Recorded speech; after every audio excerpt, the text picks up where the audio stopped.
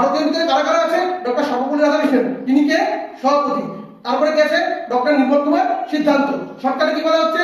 NK সিদ্ধান্ত, তিনি কে ছিলেন? সম্পাদক। 1948 খ্রিস্টাব্দে জানুয়ারি মাসে একটা কমিটি গঠন করতেছে, যার নাম কি? তারাচাঁদ কমিটি। কি নাম? তারাচাঁদ কমিটি। এই যে সুপারিশ করলেন, এই সুপারিশের সূত্র ধরে কিন্তু রাধাকৃষ্ণ কমিশন আসতেছে, যার নিয়োগের তারিখ কত?